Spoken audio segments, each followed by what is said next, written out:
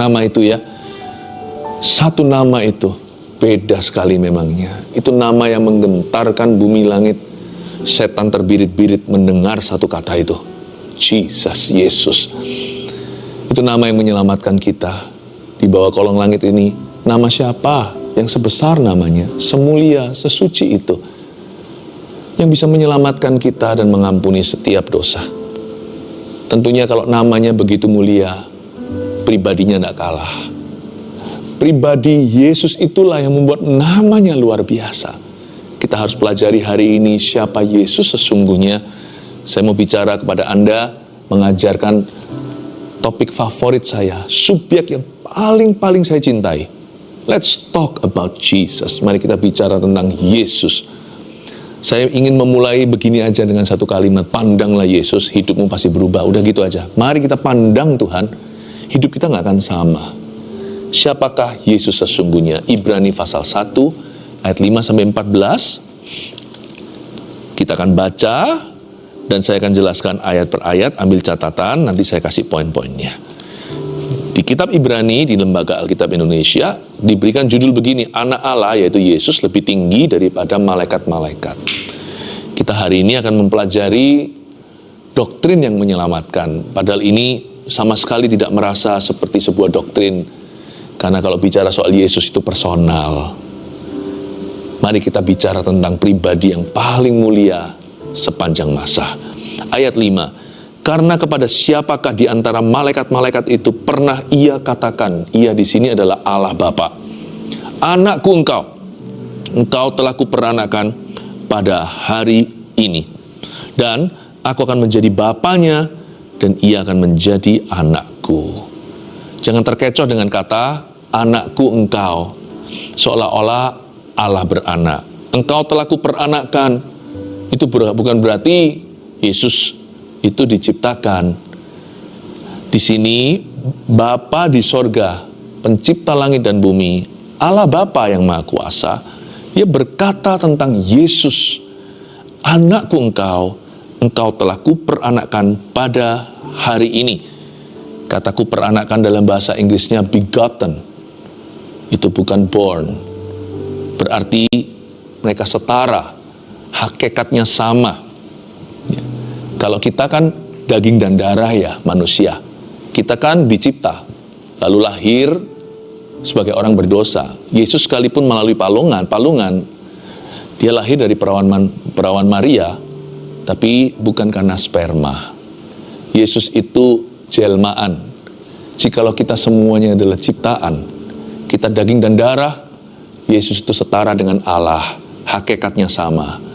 Kita harus ngerti ini, karena ini mempengaruhi keselamatan kita. Ngaku-ngaku Kristen, tapi kalau kita nggak yakin Yesus itu pencipta, malah kita ikut-ikutan sekarang yang lagi desas-desus di luar sana. Jangan terombang-ambing iman. Oh, Yesus itu ciptaan. Yesus tidak setara dengan malaikat, apalagi sama manusia seperti Anda dan saya. Segala sesuatu dijadikan oleh firman. Surat di Injil Yohanes dikatakan gitu. Dan firman itu bersama dengan Allah. Siapa lagi firman itu kalau bukan Yesus? Dan firman itu adalah Allah. Tak ada sesuatu apapun yang terjadi yang dijadikan kalau bukan melalui Dia dan di dalam Dia. Ini penting sekali. Saya rasa di dalam saat teduh bersama, dari waktu ke waktu saya perlu pasang fondasi, karena saya tidak mau keluarga saat teduh bersama bisa dicuri oleh setan. Saya tidak ingin seorang pun di antara Anda binasa karena salah percaya. Tidak perlu jadi ahli Taurat, tidak perlu pintar teologi, nggak perlu masuk ke sekolah Alkitab, nggak perlu.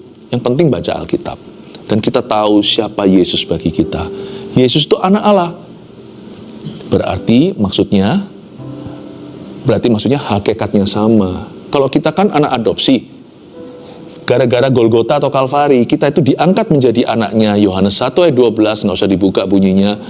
Dan barang siapa yang percaya kepadanya, diberinya kuasa untuk menjadi anak-anak Allah. Diberinya kuasa, kita harus diberi dulu, kita harus diangkat dulu, diadopsi dulu. Sebenarnya kalau dilihat-lihat kita nggak ada miripnya loh sama Bapa. Tapi karena kita diampuni. Tapi kalau Yesus lain, dia berkata sama salah satu muridnya yang mempertanyakan, tunjukkan Bapak, tunjukkan Bapak. namanya mirip sama saya, Filipus. Yesus berkata, kamu udah lihat aku 3,5 tahun ini, Yohanes 14, masa kamu belum melihat Bapa? Bapa dalam aku di dalam Bapa. Setara. Kalau kita jadi anak Tuhan itu kan kehormatan. Kalau Yesus itu kesetaraan. Jesus is God, you know. He is the Son of God. Kata anak Allah itu jangan sampai kita terkecoh, kita kira itu kalah standar. Bukan. Yesus itu rendah hati, makanya dia mengambil rupa seorang hamba. Bahkan di dunia pun pelayanannya waktu di Galilea, dia selalu sebut dirinya bukan orang hebat, dia selalu sebut anak manusia. Dia menyamakan dirinya dengan kita. Just because hanya karena dia rendah hati, jangan sampai kita itu injak-injak. Apalagi menginjak-injak roh kasih karunia dan darah yang mahal. Satu-satunya keselamatan itu lewat Tuhan. Anakku engkau, bukan berarti dia lebih rendah. Kalau kita sih, kita ini bawahan. Maria pun berkata begitu sekalipun yang melahirkan. Terjadilah padaku sesuai firman-Mu, karena aku hanyalah hamba-Mu. Ya, kalau kita memang perlu merendah. Tapi kalau Yesus itu lebih tinggi daripada semua ciptaannya. Lalu dikatakan, anakku engkau telah kuperanakkan pada hari ini, dan aku akan menjadi bapanya, dan ia akan menjadi anakku. Ayat 6, dan ketika ia, Allah Bapa nih, membawa pula anaknya yang sulung ke dunia, kita mengetahui event itu namanya Natal. Ia berkata, lihat ini ya, ia berkata apa? Bapa berkata apa? Allah berkata begini tentang Yesus, semua malaikat Allah harus menyembah dia. Wow, berarti he ain't no human. Dia bukan manusia biasa. Dia menjelma jadi manusia, daging dan darah seperti kita, tapi tanpa dosa. Semua malaikat Allah harus menyembah dia. Yesus itu disembah. Tidak pernah satu pun di Kejadian sampai Wahyu ada cerita di mana ketika malaikat itu sujud menyembah kepada Allah, Yesus ada di sana turut menyembah. Nggak ada. Nggak ada satupun di dalam firman Tuhan, termasuk di kitab Wahyu, ketika para malaikat dan juga 24 tua-tua yang mewakili 12 orang-orang kudus perjanjian lama, 12 lagi orang-orang kudus perjanjian baru, gereja perjanjian baru, dan mereka yang diselamatkan dari kaum bangsa Israel zaman dulu. Tidak ada satupun cerita di sana Yesus ada di kalangan 24 dan malaikat lalu sujud menyembah. Yesus berdoa di Getsemani itu lain cerita, karena dia memberikan teladan pada kita. Karena Yesus dalam dagingnya secara manusia, dia betul-betul bersandar hanya kepada Bapaknya hingga peluh darah. Karena waktu itu Yesus menanggalkan segala sesuatu dan mengangkat dosa kita, ditumbalkan di kayu salib, digantung di sana sambil berseru, Eloi, Eloi, lama sabachthani, Allahku, mengapa engkau meninggalkan aku? Yang ditinggalkan oleh Allah itu kita, tapi Yesus tanggung itu di salibnya. Sejak kekal sampai kekal, Alfa hingga Omega, pada mulanya adalah firman-firman itu bersama dengan Allah. Firman itu adalah Allah. Tidak pernah sekalipun yang namanya Allah Tritunggal itu terpisah-pisah. Hari itu di kayu salib, Yesus berkata, mengapa engkau meninggalkan aku? Karena dosa kita dipikulnya. Yesus tidak berdosa, dia pikul dosa kita. Sampai Allah tidak mau melihat kepada putranya yang tunggal. Saya ingin untuk Anda mengerti bahwa kalimat ini luar biasa. Semua malaikat harus menyembah dia, itu nggak pernah loh Allah berkata itu tentang seorang hamba Tuhan. Hamba Tuhan lainnya, kita-kita, sehebat, sejago, sesuci, sekudus apapun, Musa ke Abraham, siapapun tidak pernah ada kesaksian seperti ini. Semua malaikat harus menyembah dia. Bahkan, jangankan semua malaikat, satu malaikat pun tidak boleh menyembahnya. Kita tahu di cerita kitab Wahyu, ketika ada satu malaikat, ketika Yohanes mendapat penglihatan, lalu dapatkan visitasi ilahi, ada seorang malaikat, Gabriel atau malaikat yang lain contohnya, langsung dia sujud menyembah. Malaikat itu menolak dan berkata, jangan, aku hamba seperti kamu, sembahlah anak domba Allah, yaitu Yesus Kristus. Nggak ada satupun, baik orang-orang kudus maupun malaikatnya, yang boleh terima penyembahan, hanya Yesus. Ayat 7, dan tentang malaikat-malaikat ia berkata, yang membuat malaikat-malaikatnya menjadi badai dan pelayan-pelayannya menjadi nyala api. Tetapi tentang anak ia berkata, tentang anak ini tentang Yesus, Allah Bapa berkata, tahtamu ya Allah, wow, tetap untuk seterusnya dan selamanya, dan tongkat kerajaanmu adalah tongkat kebenaran. Ayat 8, tetapi tentang anak, Allah Bapa berkata, tahtamu ya Allah, your throne, O God. Allah Bapa, Allah Putra, Allah Roh Kudus, ketiganya yang esa. Allah Bapa berfirman, tahtamu kepada Yesus Kristus yang kita kenal. Allah Putra itu, tahtamu ya Allah, your throne of God, O God. Jadi Allah Bapa menyebut Yesus sebagai Allah, menyebut Allah Putra sebagai Allah.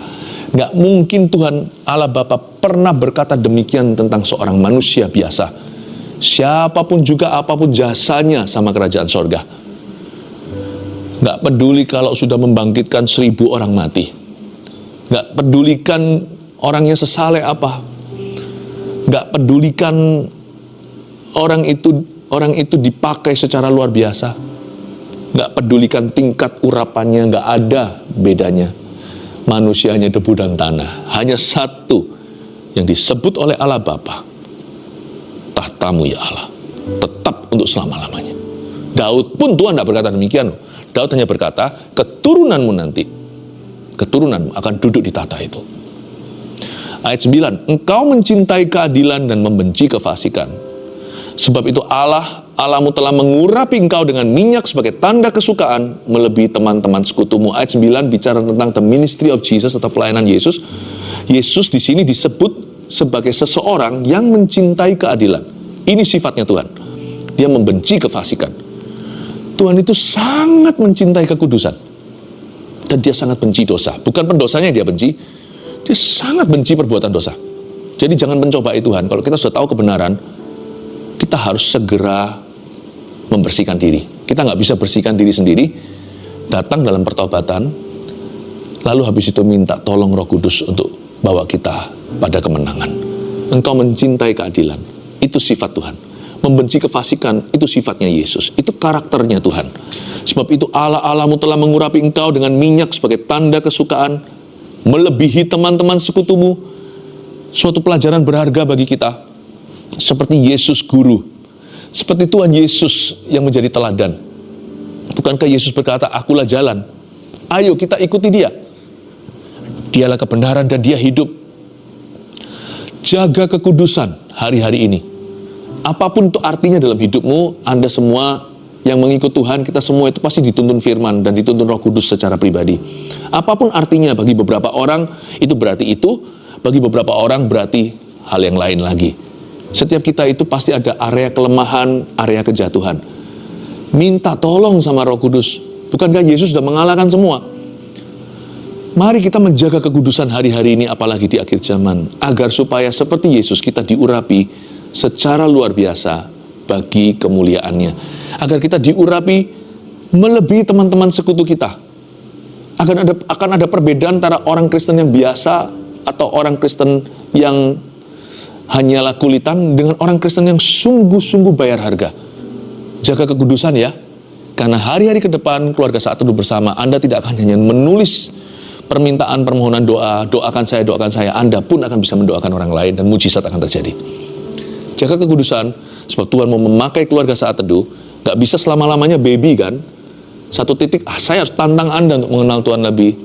Dan saya harus dorong Anda untuk melayani.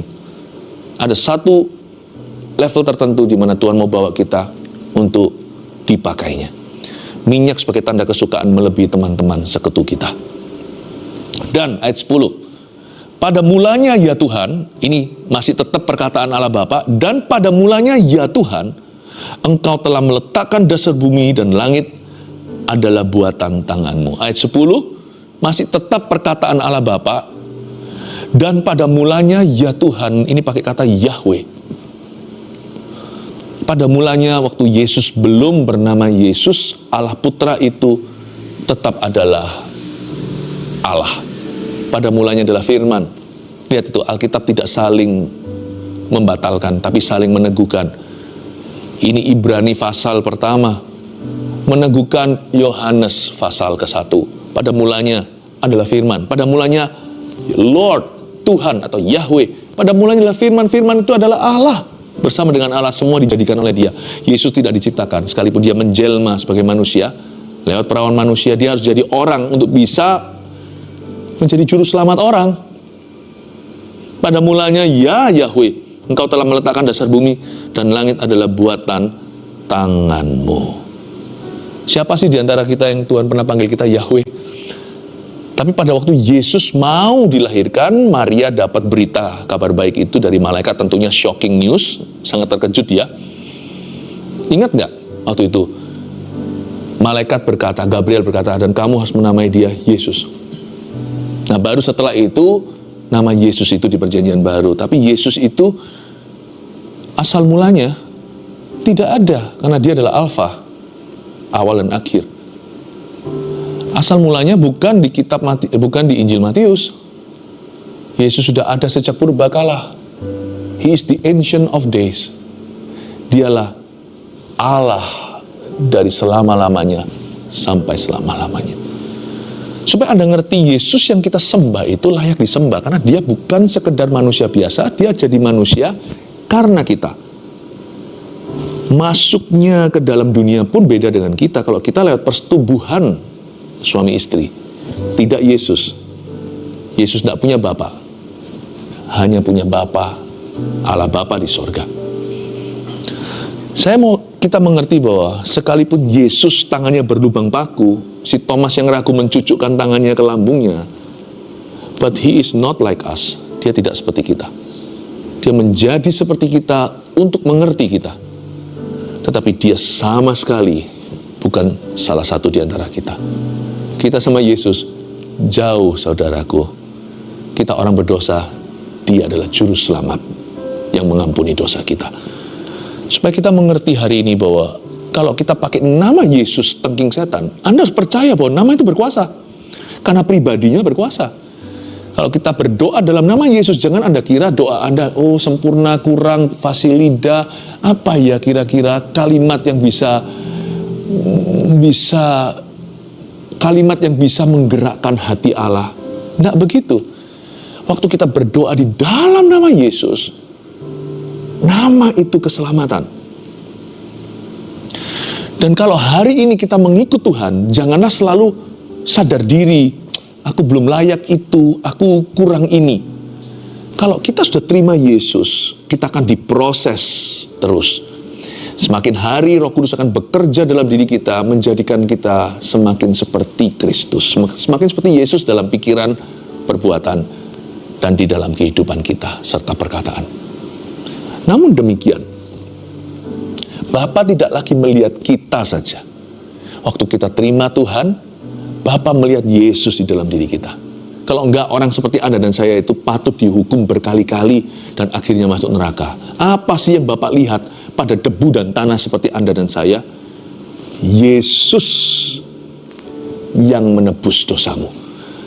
Di Kalvari itu, di Golgota, dia tukar tempat sama kita. Jadi hari ini, Bapak tidak hanya lihat Anda, Bapak lihat Yesus di dalam dirimu. Jadi marilah hampiri tahtanya, jangan takut. Kalau tidak ada, saya dan Anda tidak akan menghadapi Allah yang murka, tapi Allah yang mau berbuat sesuatu untuk menolongmu dan mengubahkan hidupmu. Coba lihat ayat 11, semuanya itu akan binasa, tetapi engkau tetap ada. Masih bicara soal Yesus ini ya. Dan semuanya itu akan menjadi usang seperti pakaian, seperti jubah akan engkau gulungkan mereka, dan seperti persalinan mereka akan diubah. Tetapi engkau, ini Yesus, masih Yesus, engkau tetap sama, dan tahun-tahunmu tidak berkesudahan. Tahun-tahunmu tidak berkesudahan itu seperti orang nyanyi selamat ulang tahun, happy birthday to you. Sebenarnya berapa sih usianya Tuhan Yesus? Saya bisa menjawabnya sesederhana ini. Usianya Tuhan itu 33 plus selama-lamanya. 33 plus eternity. Yesus di palungan itu sampai mati, sampai bangkit dan naik ke sorga itu 33-an usianya. Tetapi setelah 3 hari dia bangkit. Dia mati pada Jumat Agung, bangkit hari Paskah. Cuman ada jeda 3 hari, setelah itu dia kembali hidup selama-lamanya. Dan sebelum palungan, Yesus sudah ada. Makanya Yesus mau dirajam kan sama ahli Taurat ketika ditanya, kamu kira kamu siapa? punya otoritas, lakukan ini dan itu, ajarkan itu dan ini. Yesus berkata, apakah mereka, orang Farisi menantang dia, apakah kamu lebih pangkat dari Musa? Apakah kamu lebih mulia? Yesus menjawab sesuatu, sebelum Musa, aku ada. Itu seperti hujatan di telinga orang-orang Yahudi. Karena dia pakai kata aku ada dalam bahasa Inggrisnya, I am. Itu di bahasa Ibraninya artinya I am Yahweh. Akulah Allah. Itu semua orang datang mau dorong dia ke tebing. Orang ini ngaku-ngaku dan menganggap dirinya setara dengan Allah Yehova. Itu mau dibunuh Yesus, tapi karena belum waktunya, karena dia nanti harus menyelesaikan ministrinya dulu, mati sesuai kehendak Bapanya, yaitu di Kalvari Golgota. Dia berkata, sebelum Musa, aku sudah ada. Mereka sampai kritik dia, emang berapa usia kamu? Aku tahu saudara-saudaramu, bukankah kamu anak tukang kayu? Aku tahu adik-adikmu, anak-anak Maria itu. Coba bayangkan betapa degil hati mereka. Mereka hanya melihat kedagingan. Mereka tidak bisa melihat Yesus sesungguhnya siapa. Makanya mereka nggak selamat. Tapi orang yang bisa melihat Yesus sebagaimana adanya, bukan hanya selamat, mereka akan dilepaskan dan mereka juga akan disembuhkan. Saya percaya mujizat terjadi ketika kita berdoa dalam nama Yesus. Karena ini bukan sembarang nama. Waktu kita pakai nama Yesus, itu nama yang menciptakan bumi langit. Sadarkah Anda? Itu nama yang disandang, itu namanya seorang pribadi yang menciptakan alam semesta. Itu namanya satu orang individu yang mati di Golgota. Itu nama seorang pribadi yang setelah mati bangkit pada hari ketiga. Jangan main-main waktu kita berdoa in Jesus name, dalam nama Yesus. Gak akan ada lawannya. Gak ada setaranya. Makanya imannya gak perlu gede-gede lah. Karena namanya sudah besar. Imannya cukup aja bulat sebesar biji sesawi. Kita bisa bilang sama gunung yang tertinggi Indonesia, misalnya Gunung Semeru atau Gunung Himalaya di Asia. Gunung apapun juga dalam kehidupan kita bisa perintahkan terbantun ke lautan, mereka nggak tahan. Mereka tidak bisa terus bertahan di situ karena nama itu jauh lebih berkuasa. Kalau nama-nama gunung, nama-nama problema, masalah, nama-nama setan, itu semuanya adalah ciptaan, itu berada di dalam ciptaan Allah. Nama Yesus yang menantang mereka atau menentang itu dan mengalahkan itu adalah nama penciptanya. Saya ingin Anda mengerti bahwa belajar tentang Yesus tidak hanya belajar tentang seperti teologi, bukan. Praktis sekali. Waktu saya sekolah Alkitab dulu, salah subjek yang paling saya gandrungi yaitu tentang kristologi, tentang who Jesus is, siapa Yesus. Karena saya terpukau dengan itu. Saya jadi orang Kristen bukan karena apa yang bisa saya dapatkan untuk diri saya sendiri, motivasi-motivasi, bukan. Saya terpukau karena ada satu pribadi yang membuat saya ada di sini hari ini, yang menarik saya begitu dalam dan mendorong saya begitu jauh. Bukanlah sebuah teori agamawi. It's a person, seorang pribadi. His name is Jesus. Namanya Yesus. Sudahkah Anda menerima dia? Sudahkah Anda sungguh-sungguh mengenal dia? Kalau Anda belum ya, jangan jadi Kristen KTP-an. Karena bukan mereka yang berseru Tuhan-Tuhan yang selamat loh. Tapi orang-orang yang melakukan kehendak Bapa, yaitu percaya kepada anak Allah. Umur Yesus berapa sih? Tahun-tahunnya kok tidak berkesudahan, semuanya itu akan binasa, tapi engkau tetap ada. Jangan jadi seperti ahli Taurat orang Farisi yang degil hatinya. Masih usianya muda kok, merasa diri gimana. Jangan lihat Yesus seperti para Farisi memandangnya. Karena Anda akan binasa. Lihat Yesus sebagaimana firman katakan. Umurnya 33 di atas muka bumi, kekal selamanya sampai kekal selama-lamanya. Alfa dan Omega. That's my Jesus. Itulah Yesusku. Ayat 13, dan kepada siapakah di antara malaikat itu pernah ia atau Allah Bapa berkata, duduklah di sebelah kananku sampai kubuat musuh-musuhmu menjadi tumpuan kakimu. Coba tunjukkan ada satu cerita di Alkitab di mana malaikat itu duduk. Ada sih, duduk di kubur Yesus, tapi duduknya itu pun dalam misi untuk bertemu dengan orang-orang yang kecele hari itu, karena mereka nggak percaya apa yang Yesus sudah nubuatkan sendiri. bahwa dia akan bangkit pada hari ketiga. Maria Magdalena masuk, lalu siapa lagi, malaikat itu duduk di situ. Ada 2 malaikat kan yang duduk, satu di daerah kepala Yesus tadi, satu di daerah kaki, di mana tadi ditempatkan mayat juru selamat. Pada hari ketiga ketika dia bangkit, banyak orang menengok ke dalam kuburan itu dan melihat malaikat. Tetapi sebenarnya malaikat tidak pernah dipersilakan duduk bersama dengan Bapa. Yang boleh duduk ya, kalau pelayan nggak boleh. Pelayan itu harus sibuk. Kalau ada seorang royalty atau seorang raja, misalnya kalau Anda bayangkan kerajaan Inggris atau kerajaan mana, atau kerajaan di Indonesia aja, ya di beberapa daerah-daerah khusus masih ada sultannya. Mana ada sih abdi dalamnya? Apalagi kalau orang luar, mana berani duduk sembarangan. Yang duduk tuh raja dan keluarganya. Yang lainnya itu semua melayani dan sibuk sana-sini. Yang diundang duduklah, itu VIP. Dan duduklah di sebelah kananku, sampai ku buat musuh-musuhmu menjadi tumpuan kakimu. Di sini sebuah statement pernyataan bahwa Yesus tidak sama dengan malaikat dan tidak sama dengan hamba-hamba Tuhan lainnya. Dia setara, duduknya itu di tahta. Mana ada seorang manusia yang didudukkan di situ. Kita pun dapat invitasi atau dapat undangan yang sama. Kita agak perkecualian karena kita itu lebih beruntung dari malaikat, padahal malaikat lebih baik dari kita. Kita pun diundang. Ada ayatnya, barang siapa menderita bersama dengan Kristus, dia akan bertahta bersama dengan Tuhan. Tapi tahta kita tahu. Tahta kita itu anugerah, kasih karunia, bukan karena kita layak di sana dan kita tidak berasal dari situ. Itu tahta ditambahkan di hidup kita. Kalau kita menderita bersama dengan Tuhan, kita boleh duduk bersama dengan Tuhan, memerintah bangsa-bangsa. Tapi kalau Yesus, dia duduk bukan karena alasan apa. Dia duduk memang berasal dari sana sebelum turun ke palungan di tempat hina. Saya ingin Anda melihat bahwa Yesus itu adalah raja di atas segala raja. Semua malaikat dan semua ciptaannya sujud menyembah dan melayani dia.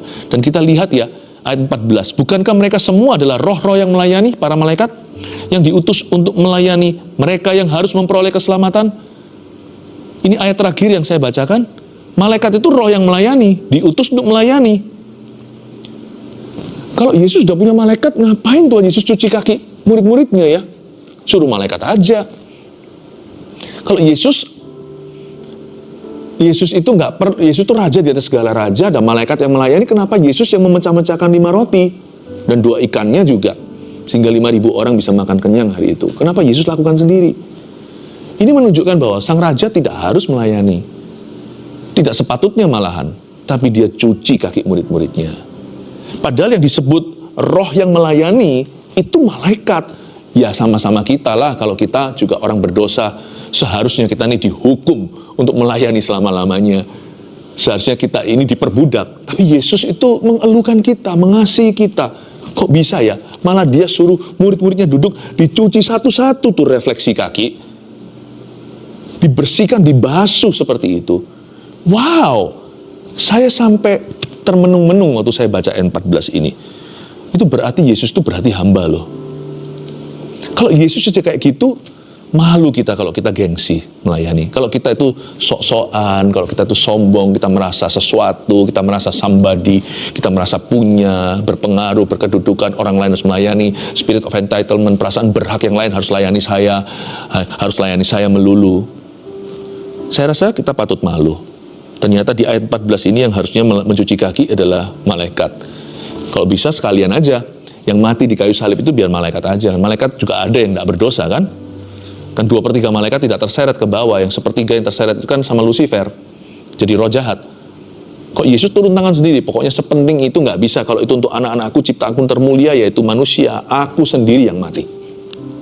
Aku sendiri yang mati. Seperti seorang mama yang saking cintanya sama anaknya, nggak bisa. Saya tidak mau punya suster, aku sendiri yang jaga. Ada juga yang kayak begitu kan? Ada yang sampai bayar harga, aku sendiri yang memberi dia susu. Sekalipun ada yang namanya formula, aku kasih dia ASI. Kasih Tuhan itu seperti itu. Aku turun sendiri. 3 poin sini untuk kita mengerti siapa Yesus sesungguhnya dan apa aplikasi. Aplikasi untuk kita saya sertakan. Nomor 1, Yesus itu anak Allah yang setara dengan Allah. Catat itu, sudah jangan dinegosiasi. Kita harus menyembahnya, itu aplikasi. Ya. 2, Yesus itu kudus dan membenci dosa. Dia benci kefasikan, mencintai keadilan. Berarti kita harus menjaga kekudusan kita. Kenapa aku harus jaga hidup kudus? Kan besok nggak melayani. Kenapa aku harus menjaga kekudusan? Nggak ada orang yang melihat saya. Kita mau menjaga kekudusan karena Dia yang memanggil kita itu kudus. Udah gitu aja, like father like son, jatuh nggak jauh dari pohonnya. 3, Yesus itu berhati hamba. Kita harus lemah lembut dan rendah hati seperti dirinya. Kalau enggak, malu sama Tuhan Yesus. Kita mesti rendah hati dan lemah lembut. Saya dorong keluarga Saat Teduh Bersama jadi orang di masyarakat, termasuk kalau melayani di gereja, dan juga jemaat GMS yang saya sangat kasihi. Kita harus ramah sama jemaat orang baru maupun orang lama. Dan kalau kita adalah jemaat yang dilayani, ramahlah pada para pelayan Tuhan yang melayani Anda hari itu. Jangan merasa lebih berhak daripada yang lainnya. Jadi orang yang lemah lembut dan rendah hati, agar kita membuat Yesus bangga punya anak seperti kita. Haleluya.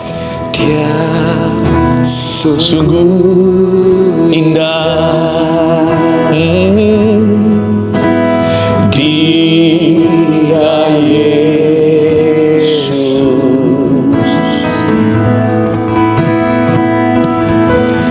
Dia ajaib, Dia mulia, Dia agung, Dia cinta daku dan ampuniku.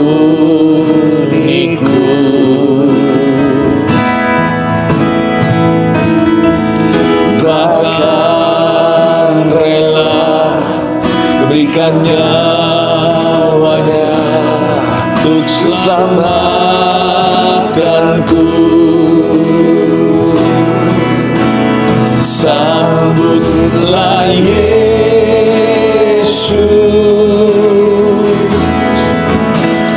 tinggikan Yesus, beri Dia hormat, pujian dan kuasa. Yesus Raja, bagi yang mulia, ku angkat tanganku. Kau ku puja, ku cinta, ku sembah. Haleluya.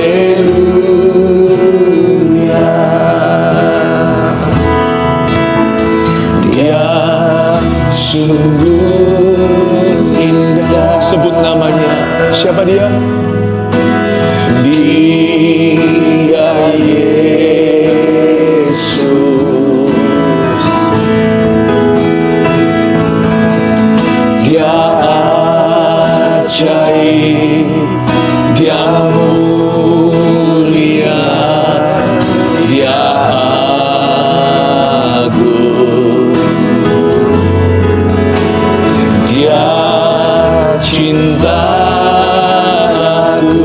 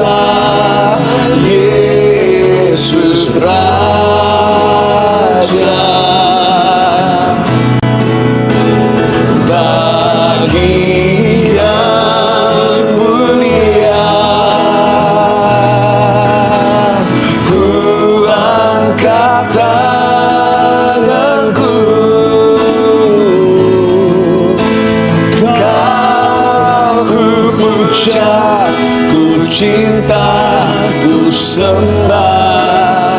Haleluya. Sambutlah Yesus, sambutlah Yesus. Tinggikan Dia, tinggikan Yesus.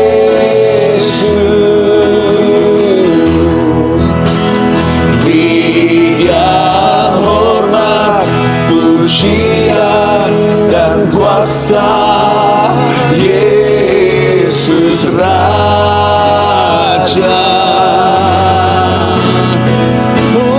Bagi yang mulia, ku angkat tanganku. Kau ku puja, ku cinta, ku sembah. Haleluya. Kau ku puja, ku cinta dan ku sembah. Kau ku puja, ku cinta, ku sembah. Haleluya. Kau ku puja, ku cinta. Kau ku puja, ku cinta, ku sembah. Haleluya.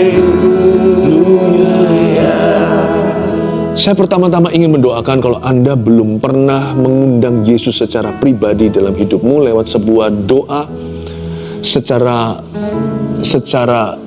sengaja, secara sadar minta Dia masuk ke hatimu. Kalau belum pernah lakukan selama ini, Anda harus hanya ikut-ikutan. Semua hanya bergulir gitu aja. Lalu dari kecil tradisi ke gereja, tapi nggak pernah menyadari pentingnya minta Tuhan masuk ke dalam hati. Saya percaya Roh Kudus pasti akan beritahu. Kalau Anda orangnya, Anda akan merasa bahwa apa yang saya katakan ini adalah tentang Anda. Udah, gak ada salahnya untuk kita membuka diri. Saya mau berdoa untuk Anda yang belum terima Tuhan untuk menerima Yesus secara pribadi hari ini. Karena Tuhan gak akan memaksa. Tuhan tidak akan dobrak pintu, Dia mengetuk pintu. Kalau di dalam hatimu sekarang berdebar-debar rasanya, iya ya, kok gak pernah ya saya itu menyadari bahwa aku perlu mengundang Dia secara pribadi. Mari, saya ajak kita untuk letakkan tangan di dada seperti ini. Ikuti saya berdoa. Ini namanya The Sinner's Prayer atau doa pertobatan. Ikuti kalimat per kalimat ya, nggak usah malu sama orang-orang sekelilingmu. Ini urusan pribadimu dengan Tuhan Yesus. Katakan, Tuhan Yesus, masuklah dalam hatiku. Jadilah Tuhan dan Juru Selamatku. Aku percaya Kau menebus dosaku 2000 tahun lalu di Kalvari. Aku percaya Yesus bangkit pada hari ketiga. Engkau hidup selama-lamanya. Engkau adalah Tuhanku dan Juru Selamatku. Mulai hari ini, ajari aku bagaimana hidup di dalam terang kasih-Mu dan terang firman-Mu. Roh Kudus, masuklah dalam nama Yesus. Amin. Tahukah Anda barusan membuat keputusan yang paling mulia dalam hidupmu? Segera berikan dirimu dibaptis, cari gereja terdekat, dan GMS ada di mana-mana. Just come. Kami rindu melayani Anda. Kami akan baptiskan Anda dalam nama Allah Bapa, Allah Putra, dan Allah Roh Kudus di dalam namanya, yaitu dalam nama Yesus.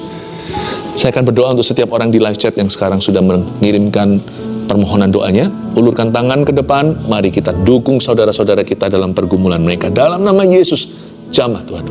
Dan hamba-Mu khusus mau berdoa untuk setiap benjolan-benjolan. Kok saya rasa tergerak untuk ini ya. Kanker, tumor, benjolan, dimanapun itu ditemukan di tubuhmu, aku tengking itu dalam nama Yesus. Kalau memungkinkan Anda bisa pegang di bagian badan yang ada benjolan itu. Kalau memungkinkan, di dalam nama Yesus aku tengking itu. Baik itu tumor ganas atau tidak ganas, aku perintahkan lenyap dalam nama Yesus. Kering sampai ke akar-akarnya. In Jesus name. Terima kasih Roh Kudus, terpujilah nama-Mu. Dan semua orang yang mengirimkan pergumulan yang lainnya, aku percaya Tuhan Yesus bukan hanya kesembuhan yang Kau berikan. Bapak, terima kasih buat berkat-Mu dalam nama Yesus. Letakkan tanganmu. Ada seorang ibu, Anda menonton ini di Singapura.